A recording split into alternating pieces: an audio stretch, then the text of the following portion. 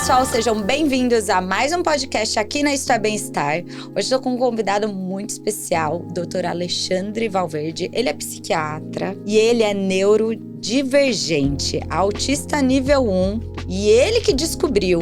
Eu quero saber um pouco dessa sua história, doutor. Prazer ter você aqui. Tudo bom, Paula? Prazer é meu por estar nesse espaço. Eu agradeço o convite. Eu estou muito feliz porque eu quero saber da sua história, que eu sei que esse diagnóstico... Queria saber da sua trajetória, sabe por quê? Porque eu imagino você criança. Você descobriu só agora. Descobri só agora, mas assim, eu sou filho de psiquiatra, meu pai é psiquiatra, e eu sou sobrinho também de outros 4 psiquiatras, eu sou o 6º psiquiatra da família, então vão pensar, nossa, como assim uma família com 6 psiquiatras, né? Ninguém percebeu. Na verdade, minha família já imaginava e falavam quando eu era criança que eu era altas habilidades, que eu era superdotado. Eu ouvia isso muito da minha família. Só que eu achava, quando eu era criança e ouvia aquilo, que era uma maneira deles falarem, você é muito inteligente, você é especial, qualquer coisa nesse sentido. Eu não achava que aquilo fosse um diagnóstico formal de alguma coisa. O que você tinha de altas habilidades? Eu aprendi a ler sozinho com 4 anos e meio de idade, eu falava muito, um vocabulário bastante complexo, eu aprendia muito rápido as coisas, eu tirava as melhores notas na escola, eu sempre fui muito ativo, sempre fui muito irrequieto, não parava quieto em casa, assim, eu brincava o dia inteiro, ainda chegava à noite e queria brincar mais, a minha mãe ficava mandando subir e descer a escada pra gastar energia, coisas nesse sentido. E meu pai percebia isso, e ele falava, meu filho, você é superdotado, por isso que você é assim. Só que nunca eles quiseram formalizar um diagnóstico, acho que meu pai ficava satisfeito com o fato dele já ter reconhecido isso, e tudo bem. Só que isso não foi dito, não foi investigado, eu fui tocando a minha vida. Depois, agora vamos pular assim, fazer um salto, né, da minha infância até ano passado, assim, um pouco antes da pandemia, eu tava às voltas com uma série de dificuldades de concentração, muita ansiedade, eu comecei a suspeitar que eu talvez fosse TDAH, e isso é um caminho comum que muitas pessoas neurodivergentes com altas habilidades têm, eles começam a se interrogar sobre algumas dificuldades de concentração, eu ficava muito incomodado quando eu tava fazendo alguma coisa que não era do meu interesse, eu não conseguia me concentrar, procrastinar, eu falei, acho que eu tenho TDAH. Depois, na pandemia, por conta justamente da restrição social, de não ter mais que ter essas obrigações de sociabilização, eu fui percebendo que o meu comportamento foi ficando muito cheio de rotinas, super estruturado, e eu comecei a fazer todas as coisas no mesmo dia, todas as mesmas coisas num dia. Era como se fosse um dia da marmota, assim, a minha agenda começou a ficar idêntica, os meus hábitos começaram a ficar todos idênticos. E pra você era super bom? Pra mim era ótimo, eu comecei a adorar. Eu tinha medo da pandemia me deixar num estado de tristeza absoluta, na verdade foi o contrário, eu comecei a achar ótimo. Você se encontrou. E comecei a criar várias rotinas de criação, porque eu produzo muito, assim. Então, comecei a fazer muita coisa, eu vi que eu tava me estruturando, eu falei, cara, tem alguma coisa acontecendo. Eu fiquei solteiro na pandemia também, e aí eu fui me dando conta da minha dificuldade na interação social, principalmente na relação afetiva íntimo-sexual, assim. E eu comecei a falar, gente, eu tenho uma dificuldade aqui que parece que eu sou adolescente de 16 anos lidando pela primeira vez com alguém. O que tá acontecendo? E aí eu fui olhando isso, essa questão da rotina muito estabelecida, essa questão da minha dificuldade de sociabilização, que não tem a ver com uma dificuldade de sociabilização para fazer amizades, por exemplo. Eu consigo fazer fácil, eu não consigo sustentar ao longo do tempo. Mas principalmente no fórum íntimo. Você não consegue sustentar uma amizade? Com o tempo, assim, quando eu saio do colegial pra faculdade, eu perco os amigos do colegial. Quando eu saio do ginásio pro colegial, eu perdi os amigos do ginásio. Quando eu saí do primário pro ginásio, eu perdi os amigos do primário. E eu não sustento, mas se eu encontrar essas pessoas, vão ser muito queridas, eu vou muito rapidamente me conectar com elas, mas eu não consigo fazer isso à distância. Criar laços. Eu crio muito laços, intensos. Mas no momento em que eu tô convivendo com a pessoa no mesmo espaço. Eu sou super cordato e muito amigo das pessoas, mas se eu tô longe desse espaço compartilhado, o tempo vai desgastando. Não é que vai desgastando, mas simplesmente afrouxa esse laço e eu deixo de frequentar a pessoa sem muito sofrimento. Mas quando eu a revejo, é um prazer enorme, as pessoas ficam muito felizes, eu também fico muito feliz. E eu comecei a me dar conta desses padrões. Aí, então eu tinha uma ideia de que talvez eu fosse superdotado, que era uma observação da minha família, uma suspeita de que eu fosse TDAH, e eu comecei a achar que eu era autista. Aí eu procurei um psiquiatra que falou, sim, essa questão sua com essa dificuldade aí de interação afetivo-sexual é do autismo. E aí eu fui fazer uma avaliação neuropsicológica que aí comprovou as minhas altas habilidades, que eu não tinha a menor ideia. Eu falei, caramba, eu achava que isso fosse só uma questão da minha família falar essas coisas pra mim como se fosse um adjetivo, um qualitativo. Eu não achei que fosse um diagnóstico. E também o autismo nível 1. E não tinha nada de TDAH, por incrível que pareça. A minha dificuldade de concentração tinha a ver com procrastinar as coisas. Isso faz parte das altas habilidades. Como eu sei que eu consigo resolver muito rapidamente as coisas, eu sou capaz de deixar quase tudo pra véspera, eu resolvo muito rápido, assim. E a hiperatividade, talvez? A hiperatividade tem a ver com a hiperativação neuronal, que é a nossa condição basal neurológica, é por isso que a gente é tão rápido e tão astuto e tão aberto, assim, e tão receptivo às coisas. E isso também se manifesta como uma hiperatividade motora. E eu tinha muito isso quando era criança, ainda tenho. Então, aqui eu tô quietinho, tô me controlando, já começo a gesticular aqui. Mas, por exemplo, os meus pacientes, eles me veem, eu trabalho em pé, por exemplo, em cima de uma prancha de equilíbrio, porque aí ao mesmo tempo que eu vou prestando atenção neles, conversando com eles, eu tô fazendo atividade motora o tempo inteiro. Não eu passo acredito. 10 horas por dia, assim, numa prancha de equilíbrio, trabalhando em pé. Volta! Você fica 10 horas numa prancha de equilíbrio? Sim, aí eu subo, desço, subo de novo, eu ponho a prancha pra frente, pra trás, sim. Então você deve ter um abdômen super definido. Então, por incrível que pareça, a minha musculatura é engraçada, porque ao mesmo tempo, isso é uma condição clínica das pessoas do espectro. Eu tenho uma síndrome chamada síndrome de Ehlers-Danlos, que é a síndrome da hiperfrouxidão ligamentar. A gente tem a molécula do colágeno maior que as outras pessoas. Então, a minha pele, meus tendões, os meus músculos são mais frouxos. Então, a minha musculatura, por mais que ela trabalhe, ela sempre fica meio molinha, assim, isso desde criança. Eu tava até vendo uma menina que tinha a condição, tinha autismo, e ela fica numa bola, não sei se você já viu essa menininha. Não, mas... Ela fica numa bola de pilates o dia inteiro, e ela bate, ela consegue ficar com a bundinha assim, batendo, e ela não coloca o pé no chão. E ela fica o tempo inteiro assim. Horas a fio, a tipo gente é hiperativa, eu consigo ficar horas na mesma atividade, sou um hiperfoco também. Então, quando eu não sabia disso, eu simplesmente ficava balançando a minha perna, mexendo na minha mão, coçando a minha unha, mexendo no meu cabelo. Eu sempre tinha uma certa inquietação motora. Hoje eu canalizo essa inquietação. E fazer atividade em pé e me equilibrando ao mesmo tempo estimula a minha coordenação, a minha atenção, minha concentração, então eu produzo melhor, na verdade. Eu sempre recomendo isso para os meus pacientes também. E você, antes disso, você já ficava nessa prancha ou só agora? Não, só agora, porque aí eu comecei a assumir essas coisas, porque antes as pessoas iam achar esquisito e estranho, mas eu ficava sentindo uma necessidade de me mover, e agora eu assumo isso, não só assumo, eu prescrevo isso para as pessoas também. E os seus pacientes ficam de boas? Eles acham ótimo, eles se divertem, assim, olha, você percebeu que eu tô trabalhando em pé, eu balanço o corpo assim, eles dizem, sim, doutora. Como eu trabalho à distância, agora remotamente, tem a câmera. Quando tinha um ambiente do consultório, eu ficava sentado na frente deles e a elegância pede pra gente ficar paradinho, quieto. Agora então eu não conseguia manifestar. câmera. Por isso que exatamente. Então a pandemia fez muita diferença pra mim, porque antes eu passava a minha vida toda organizada para os outros. Como eu devo me comportar para os outros, como não ser inconveniente para os outros, como não ficar manifestando a minha inquietação física e não inquietar os outros com isso. E depois da pandemia eu falei, não, eu posso ser do jeito que eu sou.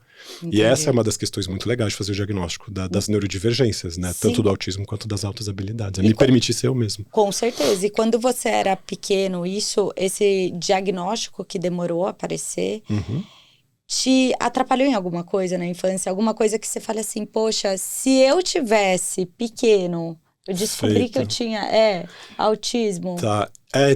Sim, eu nunca tive dificuldade para aprender conteúdo, então as pessoas têm um pouco essa ideia de que a pessoa com altas habilidades vai ter muita facilidade na vida, porque o que ela quiser aprender, ela vai aprender com a velocidade dela e vai ser super rápido e tal. Isso é verdade, por um lado. Então eu nunca tive dificuldade nenhuma em aprender matéria, a não ser que eu não me interessasse por aquilo. Mas eu acho que o que foi fundamental, que faltou, assim, eu entendo isso depois da minha vida adulta, isso também participou do meu diagnóstico, foi a minha dificuldade de interação social. E que, por incrível que pareça, as pessoas falam, não, mas o Alê não tem dificuldade de interação. Sim, eu tenho. Por exemplo, a minha última relação longa foi uma relação que se mostrou abusiva depois de um tempo. Eu tinha muita dificuldade de perceber isso. E foi exatamente depois que eu saí dessa relação que eu comecei a me perguntar por que eu não estou entendendo esses jogos da relação abusiva, o gaslighting, a depreciação, os ataques da relação. Eu falava, gente, eu passava pano pra caramba, eu não entendia a maldade alheia, eu tinha dificuldade para entender a ironia. Então, um dos recursos do gaslight é aquela coisa, eu tô brincando, eu tô fazendo uma piada com você. Eu ficava bugadaço, assim. E também é a questão da manipulação, exatamente. Né? E aí eu me percebi muito presa fácil nesse sentido. E aí, revisitando a minha infância e minha adolescência, eu fui olhando em vários momentos, eu sempre tive esse traço da ingenuidade, assim. E um ex-marido meu falou isso uma vez pra ele, falou, você é muito ingênuo. Ele falou isso assim, diretamente pra mim. Eu falei, nossa, por que ele tá me tratando desse jeito, assim? Porque eu sempre tive uma certa doçura, uma maneira muito...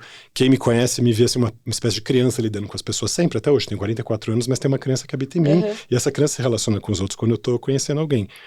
E acho que eu me deixo ficar muito suscetível por conta disso. Então, se eu tivesse talvez sido reconhecido antes, entendido quanto essa ingenuidade poderia me predispor a problemas futuros de relacionamentos abusivos e tóxicos, eu teria me protegido. E eu acho que é isso que a gente precisa fortalecer. E hoje eu reivindico isso, eu trabalho com isso, né? Tem uma plataforma que é chamada SOFCA, Survivors of Child Abuse, que é em inglês, porque é uma plataforma internacional, em que a gente fala sobre essas questões do abuso, da negligência na infância, e justamente pessoas neurodivergentes são mais suscetíveis a esse tipo de relacionamento por conta de uma série de dificuldades, essas que eu listei também aqui. Dificuldade até de entender o sentimento do outro, Tudo. E o seu sentimento. A gente tem uma condição que chama alexitimia, que é a dificuldade... Alexitimia. É a dificuldade de reconhecer os próprios afetos. Quando a gente conhece alguém ou está confrontado a alguma situação muito intensa, seja positiva ou negativa, a gente sente um impacto afetivo que eu gosto de descrever como se fosse um caleidoscópio, em que eu vejo uma superposição de vários afetos, e eu sei que eu tô irritado, alegre, feliz, com tesão, triste, chateado, tudo ao mesmo tempo, e eu falo, o que tá acontecendo? Geralmente eu bugo, e aí eu fico esperando para decodificar isso depois de um tempo. Você não consegue entender e avaliar. Na hora, às vezes não, às vezes demora, é muita coisa, é muito intenso. Eu percebo que às vezes é um relato muito, muito semelhante com várias outras coisas. Então, por exemplo, pessoas que têm, que eu não sei se existem níveis, tá? Desculpe minha ignorância. Níveis no sentido de, tem uma criança que eu conheço que estuda com a minha filha, a questão dela com o som. Ela não consegue som, porque a mãe estava me explicando que ela consegue ouvir todos os ruídos na mesma frequência. Então, tipo, esse barulhinho que fez ali agora... Vira um super barulho, a pessoa não consegue filtrar, com este, vira um mega barulhão. Perfeito. Isso você não tem. Tenho. Você tá hipersensibilidade sensorial auditiva, tenho. Eu tenho vários tipos de hipersensibilidade sensorial, só que eu aprendi a reter e a conter muito isso, mas assim, cada vez mais eu tenho me protegido nesse sentido. Por exemplo, semana retrasada, eu tive na agência dos Correios, fui entregar um Sedex lá, fiquei 3 minutos na fila, do lado tinha uma retífica de motos. O barulho do motor da moto que o cara tava ajustando, eu fiquei 4 horas completamente atordoado depois por causa daquele ruído. Eu tenho dificuldade, por exemplo, em lugar barulhento, eu fico com ânsia, eu fico incomodado. Quando eu era mais novo, me deixava ansioso e eu começava a beber, por exemplo, no barzinho para aguentar aquela situação e nem sabia por que aquilo estava acontecendo. Hoje eu sei identificar que é hipersensibilidade sensorial. Pessoas do espectro, pessoas neurodivergentes têm muita hipersensibilidade sensorial e não necessariamente da mesma prateleira fica, né? Tudo fica intenso, tudo fica... E claro, se eu tô mais ansioso ou menos, isso fica mais ou menos perceptível, assim, né? Que essa situação também muda de acordo com o meu estado de humor. E ela não precisa ser necessariamente só auditiva, ela pode ser visual, tátil, ela pode ser do paladar, do olfato. Então, por exemplo, lugar muito iluminado me dá dor de cabeça, eu não consigo ir pra praia sem óculos, pisar em areia muito fina me dá desconforto, pegar na mão com coisas finas, assim, tipo maisena, é insuportável. Roupa sintética eu não consigo encostar, me dá arrepio. Etiqueta de roupa é super desconfortável. Então, é uma hipersensibilidade com os sentidos, né? Exatamente, qualquer um deles. A propriocepção e a interocepção também, além dos outros que a gente já conhece, os clássicos, que são o corpo por dentro, né? Sentir o intestino, sentir a bexiga. Sente mais. No meu caso, menos. Aí que tá. As pessoas podem ter ou hipossensibilidade. Então, você pode ter uma combinação das coisas. Então, tem uma pessoa que pode ter uma hipersensibilidade sensorial auditiva, uma hipossensibilidade visual. Eu, por exemplo, tenho uma questão da propriocepção, não, da interocepção, que é a dos intestinos, por exemplo, da bexiga, que geralmente eu não sinto vontade, a não ser a hora que dá urgência, eu tenho que sair correndo e falar, meu Deus, tenho que ir no banheiro aqui onde tiver. Tanto para fazer o número 1 quanto o número 2, assim. Isso você esquece, você não sente. Ou eu tô em hiperfoco, fazendo alguma coisa, não percebo, e aí quando eu percebo já tá super tarde, assim. Então isso é uma queixa que eu também vejo algumas crianças, que os pais vêm preocupados, falam, nossa, mas meu filho tá fazendo nas calças, o que tá acontecendo? E acham que isso tem a ver com alguma questão ligada à deficiência intelectual, mas não, às vezes pode estar ligado ao contrário, às altas habilidades também. Ao hiperfoco. Exatamente. E a questão que você traz até dos sentimentos, que eu até queria fazer um link com isso, é de colocar tudo na mesma prateleirinha, né? E aí vira uma coisa meio confusa, parece. Que eu percebo que eu tenho até um amigo do meu marido que tem um filho que também tem, mas o dele é mais severo, que eu não sei se tem... O nível 1, 2 e 3 de suporte, a gente não classifica mais como leve, moderado ou grave. A gente chama de autismo, espectro autista, nível 1, 2 ou 3 de cuidado, necessidade de atenção e cuidado. O 3 seria mais cuidado. Isso, exatamente. Uma criança ou uma pessoa mas que tem mais só que ele não necessidade. consegue demonstrar os sentimentos. Então, uma vez que ele falou pai, ele chorou uma semana, porque ele não consegue nem criar eu não sei se não tem, Então, ou não não demonstra, cria. você foi preciso na hora que você falou, não é que não sente, não é que as pessoas antigamente achavam, muitos autistas não verbais que não expressam os sentimentos e as emoções pelas palavras, eram julgados como crianças que não sentiam, é o contrário. A maior parte sente muito, mas não sabe... experimenta muito e não consegue nomear aquilo da maneira própria que as outras pessoas consigam entender. Então essas manifestações podem acontecer de outra maneira, com movimentação do corpo, com outro gestual que tenta indicar isso.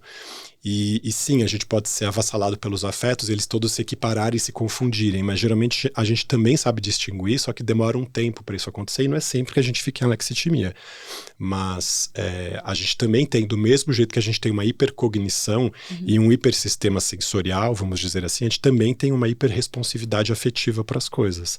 Então, muitas vezes, a intensidade com a qual a gente vive as nossas relações, os embates da vida, eles são tão intensos que isso pode parecer para olhos desavisados um problema psiquiátrico. E é muito comum você ver pessoas com altas habilidades do espectro nível 1 ou mais sendo confundidas e diagnosticadas como bipolares, como esquizofrênicas, porque o profissional não sabe observar essas nuances do comportamento. Que seria com um teste neuropsicológico. A avaliação neuropsicológica, ela faz uma avaliação tanto da questão do QI, quanto o aprofundamento dos aspectos do autismo, repertoriar essa questão da dificuldade de sociabilização e da necessidade de rotina, e também testa a concentração, a atenção da pessoa, memória, linguagem, cálculo e tudo mais.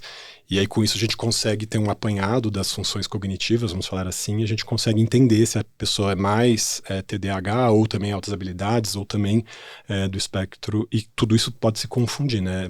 A gente tem que entender que essas condições, elas não são estanques, elas não estão separadas em caixinhas, elas se misturam, elas se confundem. Elas acabam se encontrando em algumas... É um espectro. Elas se encontram, né? Então você percebe que às vezes foi o que você falou, o diagnóstico é até confundido. Às vezes você é tratado com uma questão e você tem totalmente outra. Perfeito. Hoje, como profissional, se eu atendo um paciente, eu já sei que ele tem alguma neurodivergência, eu começo a perceber ali, eu falo, olha, a gente começou a falar aqui do seu TDAH, mas eu quero investigar agora também altas habilidades, autismo, dislexia, descalculia, outras questões, porque se a pessoa é neurodivergente, ela pode estar apresentando outras características de neurodivergência que não necessariamente ela vai ter se apropriado dessas narrativas e saber contar a própria história a partir daí.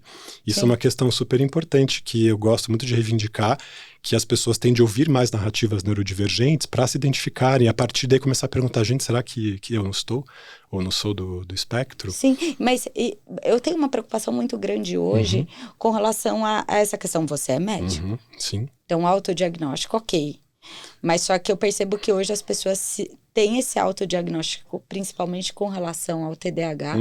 Então, todo mundo se intitula hoje com TDAH, com alguma questão, porque viu na internet um TikToker ou um influencer falando que tinha e se reconheceu. Então, essa questão é bem delicada. Eu sou favorável ao autodiagnóstico. Primeiro porque a neurodivergência ela é uma questão de uma condição. Você é dado a uma neurodivergência. Na verdade, todos nós temos um panorama de funcionamento neuronal que faz parte da neurodiversidade. As pessoas normotípicas, neurotípicas e as pessoas neurodivergentes. E então você nasce com um cérebro que tem hiperfuncionamento de certas partes e hipofuncionamento de certas partes. O aspecto, a característica desse conjunto de comportamentos ligados ou à hiperfunção ou à hipofunção de determinadas partes do cérebro vão dar o tom da neurodiversidade daquela pessoa. Que se caminhar para esses polos das altas habilidades do autismo ou do TDAH vão configurar as neurodivergências. E tem outras tantas, né? Como eu falei aqui, da dislexia, da descalculia e tal. Então, se a gente nasce assim, isso não é uma doença, não é algo que possa ser corrigido, não é algo que eu possa dar um remédio e mudar a pessoa para ela nunca mais ser autista, para ela nunca mais ter TDAH. As pessoas neurodivergentes, elas foram, na evolução, tem teorias que apontam isso, elas são pessoas mais adaptadas, por exemplo, para o ambiente se a gente vivesse ainda como caçadores-coletores e que a gente tem que ficar em hiperfoco para achar a nossa caça, o nosso alimento, prestando atenção nos detalhes para ver onde tem comida, onde tem um animal que é um predador, onde está o perigo naquela paisagem, que árvore que eu posso subir, onde que eu posso escorregar. Então, essa questão de ter múltiplos pontos de foco, fazer hiperfoco e também estar disperso, mas nessa dispersão em que eu posso apontar a minha atenção para qualquer lugar, isso na verdade é uma vantagem se a gente vivesse em ambiente de floresta, se a gente gente viver essa nossa vida natural. Como a gente se civilizou e a gente pediu para as crianças agora, vocês vão sentar no ambiente plano, ficar olhando para frente fazendo uma atividade, isso é um horror para qualquer pessoa neurodivergente. E aí, a partir desse momento, essas crianças ficam completamente inquietas, porque elas estão num ambiente que não é o que elas foram adaptadas para viver. E aí a gente fala, não, essa criança é doente, vamos fazer alguma coisa. É claro que se a gente der remédio para essa criança, ela vai adaptar o comportamento dela. Por quê? Ela está precisando de estímulo dopaminérgico que ela teria no mundo se ela estivesse aberta num campo brincando. Só que como ela não tem, a gente dá dopamina artificial para essa criança para ela conseguir prestar atenção em uma única tarefa, que é aquela lá que a professora está querendo. E quanto para ela isso talvez seria bom. Porque eu falo que às vezes eu percebo que tem algumas pessoas que na época, lá atrás, você pega um cara de 50 anos, que descobre agora um TDAH, por exemplo. Cara, mas quanto para ele o TDAH não tratado, não que não descobriram. Não, foi importante para ele desenvolver uma habilidade específica. Sim. Então eu percebo isso, eu falo assim, gente, eu conheço pessoas com TDAH que não sabiam na época, não descobriram, descobriram só agora, e você pega essa pessoa e você fala assim, cara, se ela tivesse tratado, talvez ela não teria desenvolvido isso, porque ela teve um hiperfoco nisso. Sim. E ela pegou e melhorou esse talento. Sim.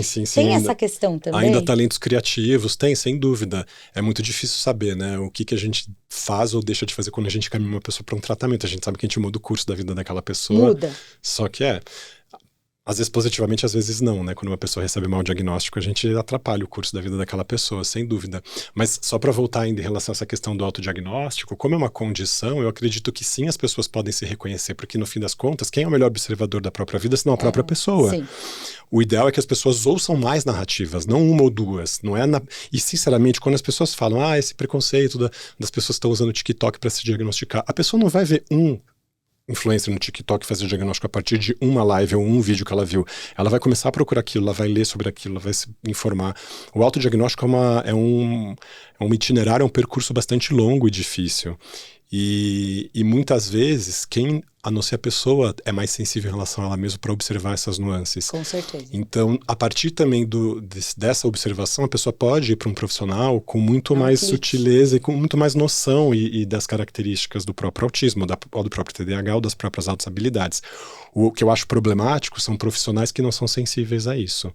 Então, isso acontece. Que não conseguem ter essa percepção. Que não conseguem capturar. Semana passada eu recebi um paciente sabidamente com altas habilidades, fez um teste de QI acima de 130, QI 134, então sabidamente altas habilidades. E por toda a conversa, a história dele, ele tinha histórico de autismo. Ele fez o AQ, que é o teste de quociente do autismo do professor Baron Cohen, deu 34 pontos.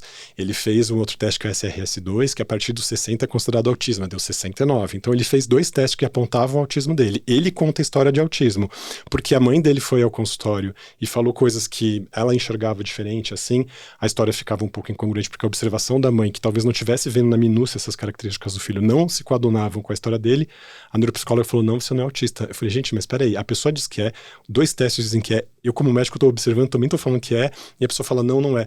Ou seja, ainda é muito difícil os profissionais estarem sensíveis e aceitarem que a neurodiversidade ela é muito mais nuançada do que aqueles quadros típicos que a gente aprende na lousa da faculdade. Com certeza. E tirando isso, eu percebo que tem alguns profissionais que observam só aquele momento.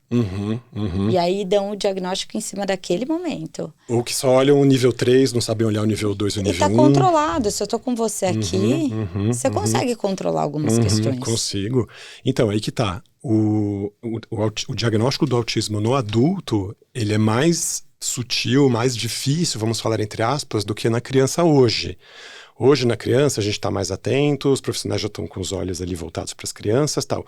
O adulto de hoje foi uma criança lá de trás que não foi vista. Foi uma criança, então, que teve que adaptar o comportamento dela às demandas sociais e aprendeu a fazer mascaramento, camuflagem do próprio comportamento, esconder os traços autísticos e se colocar na vida de uma maneira a tentar passar o mais adaptada possível. Só que aquela pessoa que tem constantemente um sentimento de que ela não pertence, ela é peixe fora d'água, ela não se adequa, ela se esgota muito para lidar com situações sociais completamente completamente banais para as outras pessoas. Teve o caso da Letícia Sabatella, que descobriu agora Perfeito. também. Eu gosto muito de falar da história dela nesse sentido, porque as pessoas, primeiro, quando pensam em autista, pensam que não pode ser uma pessoa bem colocada profissionalmente, Sim. que não pode ser bonita, que não pode ser inteligente, que não possa ter charme. Claro que pode, isso é super preconceito, na verdade. Então as pessoas, eu já ouvi várias vezes pacientes voltando assim, doutor, me disseram que eu não podia ser autista porque eu sou bonita, porque eu tenho um namorado, porque eu gesticulo quando eu falo. Eu falei, oi? Como assim? Nesse nível de preconceito.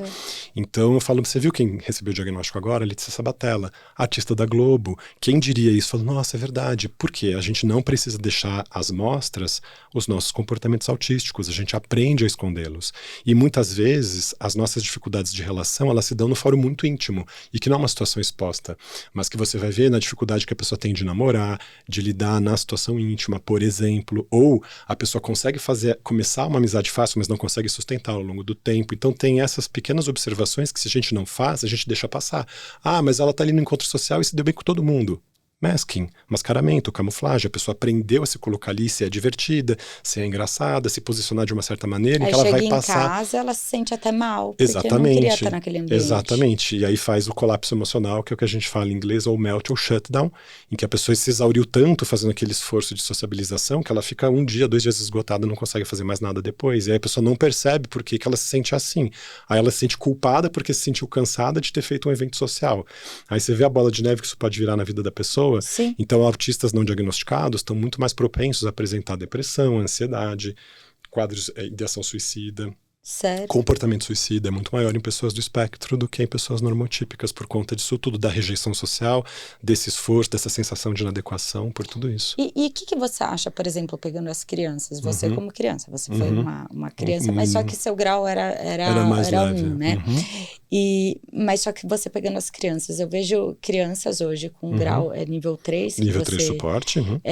Quis dizer... E que sofrem estando na escola, por exemplo, com os meus filhos, com relação ao sinal, que faz muito barulho, as crianças que saem correndo todas juntas. Então, eles têm que ter uma rotina... Aquele ruído enorme. Uma rotina totalmente diferente. E esses dias eu vi que até a criança, ela fica, às vezes, por muitas vezes, separada em uma sala. O quanto isso é positivo para uma criança se inserir num ambiente desse? Não por causa... Eu não estou dizendo da questão da inclusão, tá? Que eu sou super a favor. Sim. Mas eu tô querendo dizer com relação ao sentimento daquela criança. Com certeza. Ao sofrimento dela. Com certeza. O ideal seria, pelo menos no ambiente escolar, as crianças estarem incluídas, mas com várias outras crianças do espectro, com que elas pudessem se relacionar, interagir, não se sentir tão alienados daquele espaço, assim.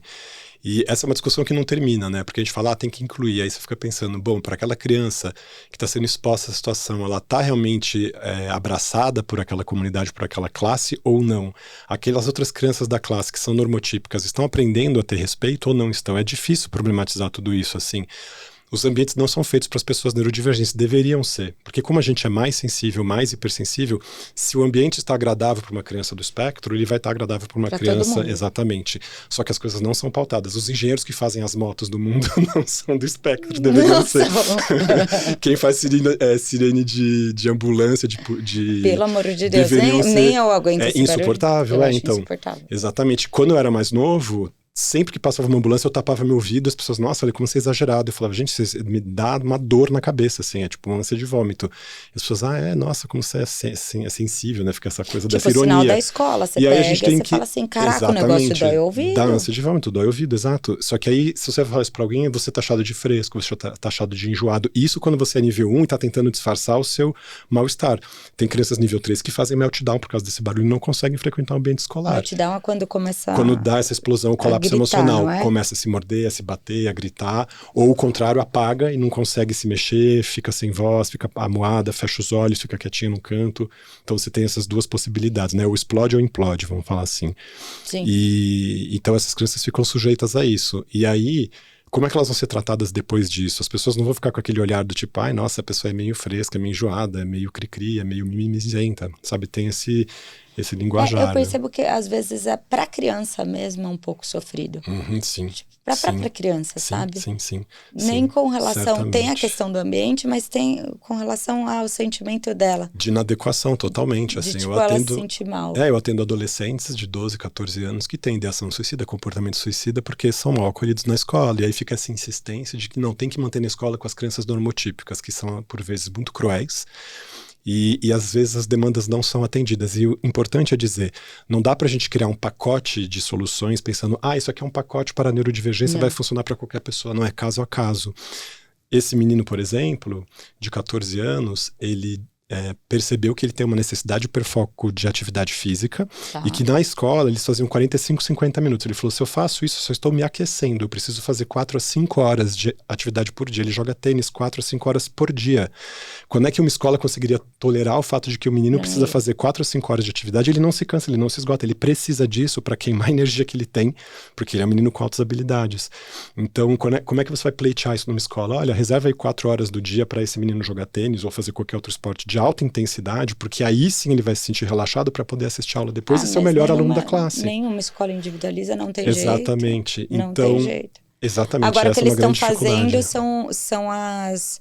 eu não sei se isso virou uma lei ou alguma coisa. Se tem algum teste neuropsicológico que dá alguma questão, então TDAH. Separa a sala, faz uma sala separada, a prova tem uma estrutura... Tipo, tem o mesmo conteúdo, só que a estrutura da prova é diferente. É diferente, o modo como a prova é escrita é diferente, você não vai pôr pegadinha na prova, porque... vai ser objetivo. Vai ser mais objetivo, o cabeçalho é escrito de um outro jeito. São pequenas adaptações. A gente tem uma escola toda a reinventar, na verdade, para acolher as neurodivergências, os autismos, os TDAHs, as altas habilidades, todas no plural.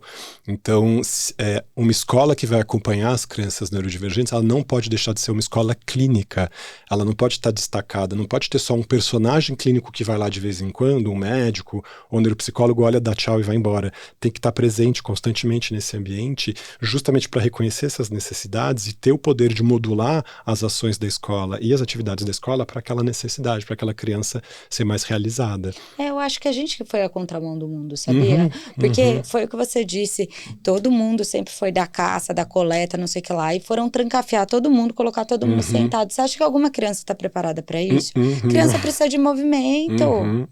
Então, acho que tem que ser reinventada a questão pedagógica, porque teremos crianças ansiosas. Sim, sem dúvida. E hoje a gente já tem adultos ansiosos. A gente tem que lembrar disso também. Quando a gente fala, eu vou falar aqui só das altas habilidades, tá? Eu nem vou falar da população do espectro como um todo, que é maior. Mas a população com altas habilidades no país são 2% da população. Tá. Isso por definição, tá? Que é a curva de Gauss da distribuição da inteligência do Brasil, qualquer lugar do mundo. Tá. QI acima de 130 é 2% da população. Aqui no Brasil a gente está falando de 4 milhões e 500 mil a 5 milhões de pessoas. Tá. Na Associação Internacional de Pessoas com Altas Habilidades, a Mensa, que tem escritório aqui no Brasil, a gente tem 3 mil associados. Provavelmente a gente deve ter, no máximo, 50 mil pessoas diagnosticadas. Onde estão as outras 4 milhões? 900 mil pessoas que não fizeram diagnóstico. E aí o que acontece? Essa pessoa que poderia ter um super talento desenvolvido, artístico, esportivo, intelectual, entra em colapso porque ela não sabe o que fazer com tanta energia e vai para onde? Nas clínicas psiquiátricas para fazer tratamento por depressão, por ansiedade, por baixa autoestima, por tentativa de mas aí suicídio. todo mundo briga comigo no centro. Que é isso que eu faço. Eu tô andando lá no centro, que eu trabalho na sede terça e quinta. Eu falo justamente isso. Tô andando lá no centro, daí tem o cara lá falando, eu paro e ouço. Sabe, porque eu acho eles super inteligentes. Não, é verdade. Sim. Eu parto muito do princípio que, tipo, aquela pessoa tá ali porque ela não teve um cuidado especial, que são essas 4 milhões de pessoas. E tem muita gente, tem muito a falar. Muito, e tem muito a oferecer para o país, assim, o que significa um país que fecha, que vira as costas para entre 4 a 5 milhões de pessoas, é muita gente que poderiam ser empresários, produtores culturais, produtores de... Desenvolver alguma coisa, muita coisa. Pessoas com altas habilidades podem fazer muita coisa, podem produzir muito, se forem identificadas e cuidadas para isso, senão elas podem entrar em colapso com muita baixa autoestima. As pessoas com altas habilidades têm também uma característica que é muito marcante, que é do excesso de autocobrança, de perfeccionismo e autoexigência, assim, é um nível de autoexigência muito grande. Tanto que sempre que eu aponto para um paciente meu, eu falo assim, olha, eu acho que você tem altas habilidades. A segunda frase do paciente, não, doutor, você está exagerando, não é verdade. Falou, bom, você acabou de falar o segundo critério diagnóstico, agora você é realmente... Você é certeza. Você com certeza, que essa humildade Pronto, já fechei. só vem de quem tem essa... Porque a pessoa é aquela pessoa que só consegue olhar para o 0,1 da prova, que ela não olhou o 9,9 que ela tirou, ela foi olhar a questão que ela errou. Entendi. É aquela pessoa que faz vê o copo meio vazio. O meio não, né? Às vezes tá uma gota vazia, ela fala, tá faltando uma gota aqui, entendeu? E são pessoas que poderiam, se tivessem devidamente estimuladas e reconhecidas, sendo muito mais plenas e gerando, não só para si, essa plenitude, mas para a sociedade como um todo. A sociedade poderia se beneficiar muito de reconhecer essas pessoas. E a gente ainda não tem uma política, a gente tem uma política do que fazer depois do diagnóstico no país, mas não antes do diagnóstico, não uma busca ativa dessas pessoas para a gente reconhecer quem são e conseguir cuidar delas a tempo. E isso eu estou falando só das pessoas com altas habilidades. Eu nem estou falando aqui nem superdotação, eu nem estou falando aqui de todas as pessoas do espectro autista que eu acho que deveriam ser ativamente buscadas para serem devidamente cuidadas nas suas necessidades. Porque essa pessoa que não tem esse diagnóstico, ela parte para depressão? Também. Abuso de substância. É isso que eu ia te perguntar. Então, uma questão, por exemplo, como a dificuldade de sociabilização é uma constante na vida das pessoas neurodivergentes, TDAH, autistas, altas habilidades, é muito fácil, por exemplo, na adolescência, você começar a usar o álcool para diminuir sua ansiedade, diminuir seu autocontrole, inibir essa coisa da inibição excessiva, né, esse controle inibitório excessivo, para você se soltar entre muitas aspas e interagir melhor. Então é um clássico, assim, muitos pacientes meus do espectro contam, poxa, eu bebo para me sentir melhor, para me sentir mais à vontade, porque senão eu fico muito travado, aí eu mudo muito, eu perco a mão, e aí no fim das contas a pessoa começa a fazer isso com recorrência, acaba gerando um problema para ela, que é o etilismo, que ela não precisaria se ela tivesse com clareza da condição dela e podendo cuidar dessa dificuldade de sociabilização de uma outra maneira. Pessoas com TDAH, e não precisa ser TDAH puro, pode ser autistas com TDAH, outras habilidades com TDAH, também são por natureza mais impulsivas. Então, com TDAH também. Pessoas com altas habilidades também são impulsivas. Tá. Eu estou dando aqui um panorama geral, não, assim, sim, mas sim, são pessoas que geralmente têm uma impulsividade aumentada. Uhum. E isso significa o quê? Que na infância você aquelas pessoas que vão comer mais, ou que vão jogar mais videogame excessivamente, ou que vão não se controlar na hora de fazer compra, de entrar na internet. Todos esses comportamentos que dependem do nosso controle inibitório para a gente evitar o excesso, elas não vão ter e vão fazer isso excessivamente. Inclusive, abusar de substâncias na adolescência, na vida adulta, abusar de álcool, abusar de cigarro, abusar de sexo. Então, são pessoas que, além da neurodivergência, que já gera uma dificuldade, que já vai fazer com que ela seja rejeitada, ainda você vai ver uma camada se sobrepondo disso de outros tipos de sofrimento, como ansiedade e depressão, e inúmeras possibilidades de situações de abuso, de substâncias e outras coisas que vão confundir ainda mais o quadro. Então você vai tirando as cascas que nem casca de cebola e vai encontrando um monte de coisas. Porque daí o médico, quando vai buscar, vai tratar o abuso de droga. Exatamente, não vai ver que por trás disso tem uma ansiedade, uma depressão, e por trás disso tem uma neurodivergência. Perfeito, exatamente. Então vai tratar, tipo, a consequência. Perfeito. Hoje eu não atendo nenhum paciente sem olhar para a neurodiversidade dele. Pode ser que eu conclua que aquela pessoa é neurotípica. Só que atualmente no meu consultório eu praticamente não recebo mais pessoas neurotípicas, porque eu estou sendo conhecido pelo meu trabalho. E eu quase que só tenho atendido pessoas neurodivergentes, mas eu digo isso para os meus colegas, não dá para a gente tratar ninguém sem saber o panorama de neurodiversidade daquela pessoa, qual que é o funcionamento dela, se ela é neurodivergente ou neurotípica, porque isso é a primeira coisa, é estrutural, é o que está no fundo de tudo, a gente nasce assim. Por cima disso, a gente vai ficar deprimido, ansioso, vai ter toque, vai ter outras questões. Isso não entra no neurodivergente, ele é só um sintoma. Talvez. O quê? A ansiedade, a depressão. Isso. O neurodivergente é o autismo, o TDAH, a dislexia. Perfeito. Exatamente isso. E aí isso contribui para um sintoma que é a ansiedade, depressão e tudo mais. Isso é uma camada então em cima. Então você tem uma camada estrutural, que é bem isso que você falou, e por cima dela você vai ter o sofrimento que a pessoa vai apresentar na vida, que geralmente são... Que vai manifestar em muita coisa. Então, tenho todos os quadros depressivos, os transtornos de estresse pós-traumático, os transtornos de ansiedade. Aí a gente está falando das crises de pânico, das fobias, da ansiedade generalizada. Então, isso vai se decodificando em outros tipos, mas na base é tudo ou depressão ou ansiedade, vamos falar assim. Que o que dá para deixar claro é que a neurodivergência, que para mim dá um trava-língua, neurodivergência, vou falar devagarzinho, ela não é uma questão de saúde mental, problema mental. O problema mental é a ansiedade e a depressão. Isso, é interessante que você está trazendo, porque assim, ela por si não é uma doença, ela é uma condição, só que ela pode predispor a muito sofrimento. Então ela deve ser olhada e cuidada desde o início para que ela não faça abrir com mais facilidade quadro de depressão e ansiedade nessa pessoa. Sim, ela é uma condição. Ela é uma condição, exatamente, ela é uma condição. E eu não falo transtorno do espectro autista, eu falo condição do espectro autista. Sim. Eu falo condição das altas habilidades. É uma característica. Exatamente, é um modo de funcionamento dessa pessoa que fala de um cérebro que tem um funcionamento. Aí você pode ter uma questão neurológica, por exemplo, que faz com que aquela pessoa se comporte autisticamente ou com TDAH e tal. E aí você tem que cuidar disso. Mas a condição, a doença que está ali, ela subjaz. Então a pessoa tem uma epilepsia, tem algum problema neurológico que faz com que o cérebro dela hiperfuncione de um certo modo. Esse hiperfuncionamento vai fazer com que ela tenha um comportamento de restrição social, a tendência a rotinas. Então a gente fala, opa, autismo. Só que o autismo dela é a manifestação no comportamento. A questão do problema neurológico dela é outra, que tem que ser cuidado. Sim. Então, tanto é que não existe remédio para o autismo.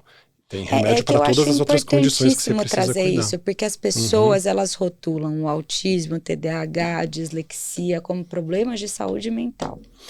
E tem a questão, você entende? Claro. Mas só que eles colocam na mesma caixinha da depressão, da ansiedade, da esquizofrenia, de todo o resto. Não é a mesma caixa. Não é a mesma caixa. A gente, como profissional de saúde mental, tem que estar muito sensível a acolher essas pessoas, porque, de novo, elas estão mais predispostas a apresentar intercorrências psiquiátricas. Essas questões. Exatamente, mas muitas vezes a pessoa vem super angustiada e fala, doutor, eu tô deprimida sem assado. Aí eu vejo, olha, isso aqui que você está apresentando é um meltdown, é um shutdown, você é do espectro. Quando isso fica claro para a pessoa, realmente a pessoa fala, nossa, agora eu tenho uma resposta. Não, total, a pessoa se organiza. É muito legal isso, porque o diagnóstico das neurodivergências é um diagnóstico que organiza as pessoas. É muito difícil ver a pessoa que fica só vitimizada, falando, nossa, eu tenho esse problema, não sei o que, eu tô ferrado. Não, geralmente a pessoa fala, é isso então? Agora eu entendi a relação entre o fato de eu ser sensível a excesso de barulho, não gostar de etiqueta de roupa, ter dificuldade de olhar nos olhos das pessoas e ter mania de andar na rua na mesma calçada todo dia para ir pro trabalho. Tudo isso parece que não era conectado, mas era. O que conecta tudo isso é essa condição que a gente chama autismo. Então, a hora que você dá essa clareza para a pessoa, é como se você devolvesse para ela o manual que ela perdeu na maternidade. Deixa eu cair e falar assim, você funciona desse jeito. As pessoas falam isso. E tá tudo bem, E tá tudo bem. Aí a pessoa se organiza, porque ela passa a entender que ela não é um alienígena, que ela não é estranha, só que ela tem essas características que não estavam ditas para ela, que faziam parte de um todo. Então, esse diagnóstico é estruturante, organizador. Muitas vezes, depois disso, a pessoa faz menos melt shutdowns, menos colapsos emocionais, menos episódios depressivos e ansiosos. Às vezes a gente tem que tratar o transtorno de estresse pós-traumático que a pessoa viveu na vida por tanta rejeição. A gente vai cuidar disso, mas depois a pessoa se alavanca. Então, que bom o dia que a gente conseguir identificar rapidamente as pessoas desde muito pequenas e começar a cuidar delas para que elas nem sequer desenvolvam os problemas psiquiátricos que estão ligados às neurodivergências e possam ter uma vida plena e que nem precisem passar no nosso consultório. E possa desenvolver essas habilidades, desenvolver as questões específicas, porque eu percebo que eu acho que até se você... No mundo inteiro, não tô falando de Brasil, tô falando de mundo. Eu digo que eu acho que toda a questão educacional pedagógica do mundo inteiro, não só daqui, ele te coloca em caixinhas. Então você precisa ser muito bom em tudo, ou médio em tudo, tudo bem, se você for médio em tudo. Mas aí eu acho que você se sente burro em outras questões. Você pega a minha filha, por exemplo, que eu te dei, eu acho que eu falei logo no início, eu já dei o exemplo dela aqui. Ela se sentia muito burra. E ela falava o tempo inteiro, mãe, por que eu sou tão burra? Filha, você não é burra.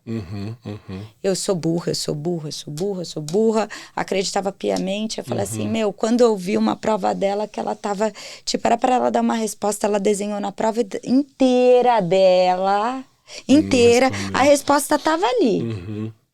Mas ela não respondeu. Aí eu olhei e falei assim, poxa, tem alguma questão aqui. Levei pra fazer o teste, deu TDAH. Perfeito. Deu TDAH, ela começou a tirar 10 em tudo. Falei, você viu como você é inteligente? E ela se aflorou. Maravilha, exatamente. Só que o resto não entende. Fala, ela tem um problema. Ela tá fazendo a prova na sala separada. Ela tem mais facilidade. Ainda tem um estigma muito grande, né? Entende? Tomara que a gente consiga mudar o mundo ainda, né? Então, e eu acho que todo mundo tem uma questão de saúde mental. Também concordo. Eu acho que todo mundo. Se a gente cutucar... Eu acho que todo mundo tem uma questão. Alguém tem um hiperfoco, alguém tem um TDAH, alguém tem qualquer questão. Se a gente for olhar para esse panorama de neurodiversidade, todas as pessoas vão se encontrar com um colorido específico ali. Se esse colorido merece o nome de uma condição específica que a gente vai, né, nomear assim, são outros 500. Mas sim, por isso que eu digo, a gente tem que ter esse panorama da neurodiversidade da pessoa, saber se isso se enquadra dentro dessas condições que a gente pode nomear hoje, e acho que no futuro a gente vai começar a nuançar isso. Eu gosto de falar que não existe um autismo, há tantos autismos quanto autistas no mundo, por exemplo. Cada um tem o seu autismo à sua maneira. E se eu quiser falar assim, o Alexandre é um autista padrão, então agora se as pessoas não forem iguais a ele, não são autistas. Está errado isso. Tem pessoas autistas que colocar do meu lado, você fala assim, mas vocês são totalmente diferentes. Então, isso também é uma questão. O TDAH das pessoas não é idêntico, as altas habilidades das pessoas não são idênticas. Então a gente também tem que ter esse cuidado de conseguir ouvir essas coisas, identificar isso. Não é todo profissional que é sensível a isso, e as pessoas também não são sensíveis a isso. Então a gente precisa falar cada vez mais. Eu gosto muito de repetir isso. A gente precisa ter acesso às narrativas neurodivergentes. Com certeza. E se você pega uma pessoa que tem autismo nível 1, como um pai ou uma mãe consegue detectar? Porque o nível 3 tem todas as questões mais... Tipo, você consegue enxergar de uma forma melhor. E o nível 1, que é mais sutil? Ótima questão. Os pais também têm que se olhar para si mesmos, né? É muito comum a gente fazer o diagnóstico de uma criança e depois você começa a olhar os irmãos, os pais, os avós, os primos, você vai vendo a família. Ou tem alguma condição mais evidente, ou é o que a gente chama de fenótipo ampliado. Para as pessoas ficarem atentas em relação ao que a gente começa a olhar para entender se a pessoa é do espectro ou não, estou falando aqui especificamente do autismo, a gente vai olhar para os comportamentos de sociabilização. Então não é só uma impossibilidade de sociabilização. Às vezes é aquela sociabilização que demanda uma energia excessiva e que a criança fica esgotada depois de fazer aquele evento, não quer mais repetir aquilo, não quer mais fazer, prefere ficar amuada, prefere ficar no canto, prefere brincar sozinha. É um pouco traumático. Prefere lidar com adultos, porque o campo de interesse delas corresponde mais ao que os adultos se interessam do que o que as outras crianças da idade se interessam. Então, você começa a perceber essas dificuldades de sociabilização. Você começa a perceber que a criança tem necessidades muito específicas de rotina. Então, aquela criança que gosta que o caminho da escola seja sempre o mesmo. Você pega uma rua errada, a criança faz um meltdown, e você fala, o que está acontecendo? Essa criança está chorando. Você vai ver porque você pegou a rua, entre aspas, errada, que não é que a criança estava esperando. As crianças do espectro e os adultos do espectro gostam muito de previsibilidade. Isso é uma coisa super importante. Por que a gente faz as nossas rotinas constantes? Porque pra gente é muito angustiante um dia vazio sem nenhuma perspectiva do que eu vou fazer, porque a gente sente tantas coisas que se a gente não está encaminhado a fazer as nossas mesmas coisas sempre, a gente é avassalado por um monte de emoções que a gente vai ficar em alexitimia sentindo. Então a gente prefere repetir o mesmo comportamento porque você já sabe o que está te esperando. Então tem aquela comida de predileção que eu sei que eu quero comer. Eu atendo uma paciente que toma o mesmo café da manhã há 25 anos. As coisas são postas na mesa da mesma posição. O garfo e a faca dirigidos do mesmo jeito, as 3 fatias de pão, um pedaço, sabe, tudo separadinho do mesmo jeito. Isso é um problema? Não. Pelo contrário, é uma solução para aquela pessoa, pessoa. Não é problema nenhum. O problema que eu digo, problema com relação a se aquilo sair do eixo. Sim, isso faz parte do diagnóstico. Se você tira aquilo da pessoa que ela estava prevendo, se ela estava estruturada, ela se desorganiza, ela fica ansiosa, ela fica irritada, ela pode explodir. Tanto que essa aqui é a questão. Os critérios são dificuldade de sociabilização ou estabelecimento de comportamentos repetitivos e rotinas que, se não são respeitadas, geram ansiedade e inquietação. Por causa disso, são os 2 principais. Exatamente, porque o nosso cérebro é hiperfuncionante em muitos aspectos. Então, a gente tem uma energia que, se a gente não conseguir canalizar, se a gente não conseguir estruturar essa energia, ela se volta contra a gente. Ela se volta contra a gente como? Com o colapso emocional, os melt ou shutdowns. E aí, o que a gente faz para fazer autorregulação emocional? Começa a se mexer, começa a mexer na mão, começa a mexer no cabelo, começa a cantarolar, fazer qualquer ruído, qualquer coisa nesse sentido. A gente vai fazendo autoestimulação sensorial para tentar fazer essa autorregulação emocional. Então, isso também é muito observado. E aí você vê aquelas crianças que têm essa dificuldade de sociabilização, têm essa necessidade de rotinas, e você vai ver a criança começa a fazer autoestimulação sensorial para se autorregular. A autorregulação feita por autoestimulação sensorial não é um sintoma, que antigamente era chamado de estereotipia motora. Isso é um nome preconceituoso. Isso que a criança faz é a autorregulação que ela faz, porque ela entendeu ela mesma espontaneamente que fazendo aquilo ela se acalmava. Então ela vai ficar balançando o corpo, ela vai ficar mexendo nas mãos. Eu lembro do dia do meu diagnóstico, eu estava balançando o corpo na frente do espelho, pensando na minha última relação que tinha sido frustrada. E eu olhei e falei, gente, olha o que eu tô fazendo. Me olhando no espelho parado, chorando e balançando meu corpo para frente e para trás. Eu falei, gente, eu tô fazendo steaming, que é o nome em inglês que a gente dá para isso. Então, essas características é que a gente vai observando. A mão batendo quando a criança está inquieta, a dificuldade sensorial que a criança tem. Então, a criança põe a mãozinha no chão areia, e dá aquela aflição, grama. dá aquela agonia. Sempre A criança pequenininha já não tem uma dificuldade de contato visual. E a gente estava falando hoje dessa questão do contato visual, que também muda ao longo da vida, né? Então, os adultos do espectro aprenderam a olhar nos olhos, porque eles sabem que se eles não olharem nos olhos, vai ser pior para eles. Mas às vezes você não consegue. Mas é incômodo. A gente é atropelado por um monte de informação, na verdade. Aqui conversando com você, eu não tenho dificuldade de olhar nos seus olhos, porque eu sei que a gente está conversando sobre um tema, que tem um enredo aqui, tem uma conversa que tem uma coisa estabelecida. Se eu for por um encontro fazer um date aqui, um namoro, eu vou ficar olhando pra baixo completamente travado, vou parecer que eu tenho 14 anos, que eu fico assim mexendo, a pessoa vai falar, não é possível que esse cara com 44 anos... Porque a gente não sabe, justamente tem a ver com essa questão da imprevisibilidade. Eu não sei o que pode vir de uma pessoa. Entendi. Eu sei que uma pessoa é imprevisível. Aqui você sabe o que vai acontecer. Num date você não sabe o que vai acontecer. Tanto é que a gente se sente muito mais confortável depois que a gente já conhece a pessoa, já viu uma vez, já viu duas, já viu três. E aí o que a gente faz depois disso é hiperfixação afetiva. A gente começa a gostar tanto daquela pessoa que vem aquela avalanche de afeto. Fala, nossa, você é a pessoa da minha vida. O filme daquele doutor... Que tem autismo. Sim. Que o ator é muito bom, mas eu acho que ali eles fazem um papel um pouco estereotipado. Isso que eu ia te falar. Eles também não mostram esse lado seu. Que é tipo um nível 1, que você passa em um lugar sem ninguém vai dizer. Ninguém vai dizer. Mas ele tem essa fixação pela namorada dele. Tem essa questão que você falou. Totalmente. Eu me casei com o meu namorado, eu conheci, no terceiro encontro a gente estava morando junto, a gente ficou 7 anos casado. A minha namorada da faculdade, eu a vi, no dia que eu a vi, eu falei, nossa, quem é essa mulher? Fiquei completamente apaixonado, a gente namorou 7 anos. E o término? Então, isso é bem interessante, porque ao mesmo tempo que pode ser extremamente doloroso, a gente também consegue fazer, do mesmo jeito que a gente faz uma hiperfixação afetiva, a gente faz um desprendimento afetivo que é meio surpreendente, assim. É meio assustador como acontece. É um disjuntor, pá! Dependendo da história, assim, no meu caso, pessoal, quando a minha namorada terminou comigo, eu fiquei de ressaca há muito tempo, eu precisei parar de frequentar, eu falei, não aguento te ver, eu fico com vontade de chorar, fico super angustiado, é muito difícil e tal, porque foi que tomei o pé na bunda. Então, mas o clássico. Sempre assim, é o clássico. Você toma o pé na bunda naturalmente. Sim. E do meu casamento eu descobri que ele tava me traindo, e aí foi muito rápido, porque até o dia que eu sabia, eu tinha clareza, eu era habitado por aquele amor, assim, quando eu soube, o que me veio foi, nossa, ele é capaz de mentir para mim. Não é uma questão de perdoar ou não perdoar a traição em si, a infidelidade, era uma questão da deslealdade. Eu falei, eu não posso mais confiar no que ele vai me dizer, porque ele pode dizer pra mim, nossa, a comida tá gostosa, eu vou falar, será que ele tá falando a verdade ou ele tá falando isso só pra me agradar? Do mesmo jeito que ele falou qualquer coisa pra mim, eu por acreditar que ele não tava me traindo, ele me traiu.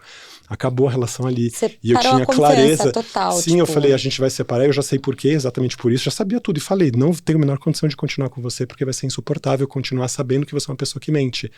Então eu não vou saber mais confiar. Se você apontar alguma coisa, falar, nossa, que paisagem bonita, eu vou falar, putz, será que ele tá gostando da paisagem? Eu falei, cara, vai ser insuportável viver com isso.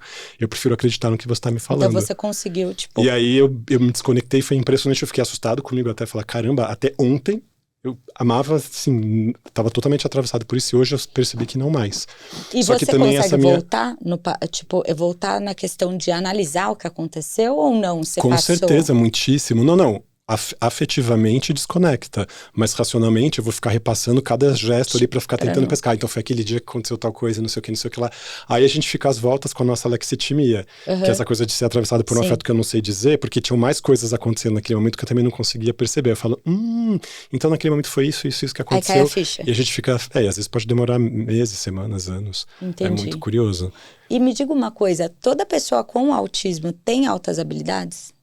Não necessariamente. Você pode observar o autismo em 30% das pessoas autistas. Isso são as pesquisas de hoje com a sensibilidade que os autores têm hoje de conseguir observar, porque a gente nem sabe exatamente o número exato, real das pessoas, mas hoje fala-se em 30% das pessoas com deficiência intelectual, então o autismo também está ligado ao hipofuncionamento de certas áreas cerebrais, e os outros 70% entre pessoas com desenvoltura intelectual normal ou desenvoltura intelectual acima da média. Então, você tem todo o espectro do QI também lá dentro, do espectro do autismo. Entendi. E as pessoas com altas habilidades, eles têm alguma questão ou não?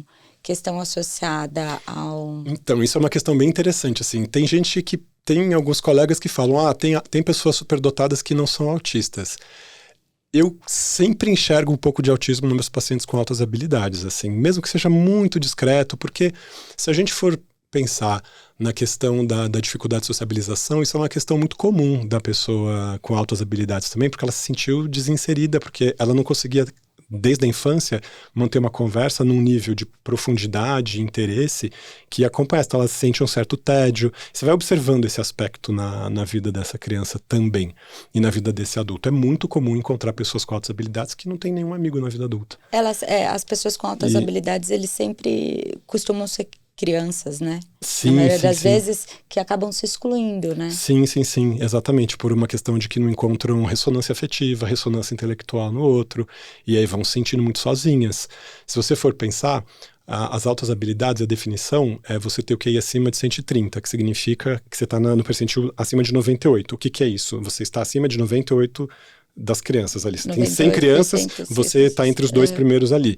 Se você está numa sala de 30 crianças na escola, se você não tiver outro amiguinho com altas habilidades lá dentro, você não tem ninguém para conversar. Simplesmente você fica ali esperando acontecer alguma coisa, falando com o professor, querendo ser o melhor da classe. Aí você tem que conhecer pelo menos em 3 turmas, que aí vão ser 3 classes de 30, vai ter 90, você vai ser aquela criança. Você tem que pensar em mais outras 3 turmas, onde vai ter mais uma criança para talvez ser seu amigo. Então você tem que ter uma escola com 200 crianças, onde essas duas vão se encontrar. O assunto. E não necessariamente as duas vão combinar e querer ser amigos, mas geralmente acaba acontecendo. Nossa, isso é uma coisa interessante que eu vejo assim no meu percurso também. Eu lembro de encontrar, por exemplo, amigos, filhos de pessoas conhecidas que eram autistas. Eu me dava super bem com eles, assim, crianças de nível 3, e as pessoas falavam, você não percebeu que ele é diferente? Eu falava, não, que criança incrível, não sei o quê. Eu tinha uma certa inocência e uma ingenuidade também que eu não conseguia enxergar até quando a criança era nível 3, assim. Porque me dava... conseguia ter uma troca. Exatamente, uma ressonância afetiva que acontecia.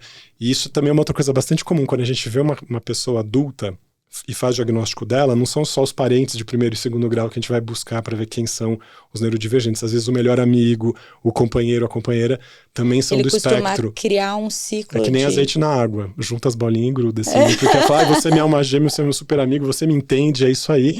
E você vai ver, tem os grupos, os núcleos de pessoas, é muito curioso. Eu atendo grupos de amigos que são autistas. E hoje você tem, no seu consultório, você atende mais autismo.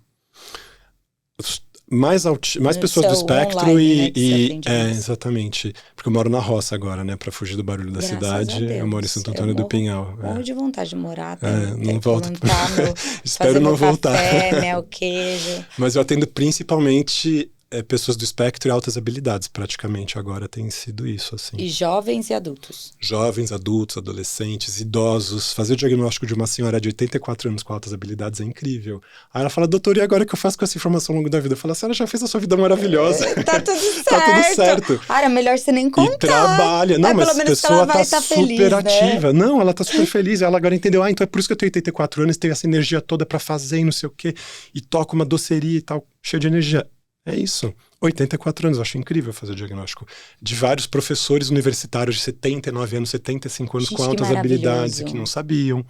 No mundo universitário, tá sim de autista do nível 1, assim, mas muito, muito. Sério? Sim. Eu sou filho de 2 universitários, né? Meu pai era médico da USP, minha mãe era arquiteta da USP também. Os dois se encontraram na USP e falaram assim, a USP e eles têm altas habilidades? Sim. Meu pai e minha mãe são também. O meu pai já sabia que era, mas... ele sabia, ponto. E se cuida assim. Meu pai também é bastante autista, ele reconhece menos isso. Perguntar. Minha mãe reconhece mais o autismo dela hoje, ela também sabe que há altas habilidades.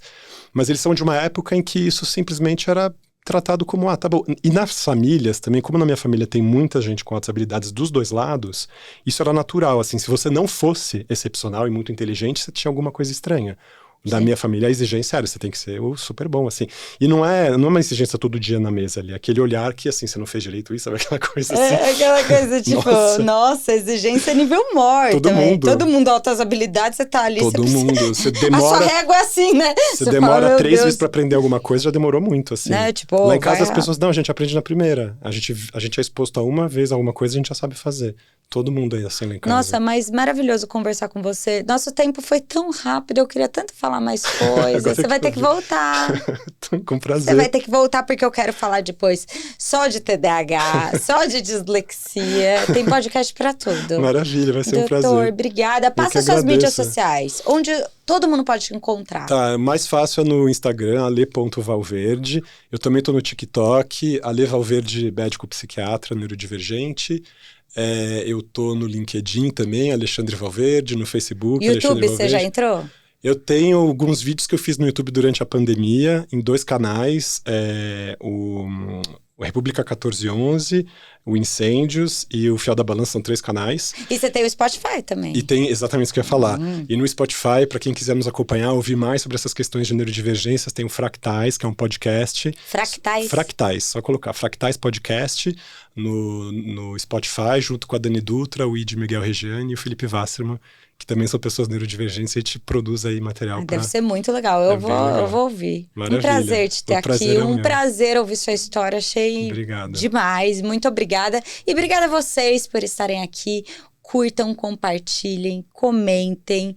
E até o próximo podcast. Tchau!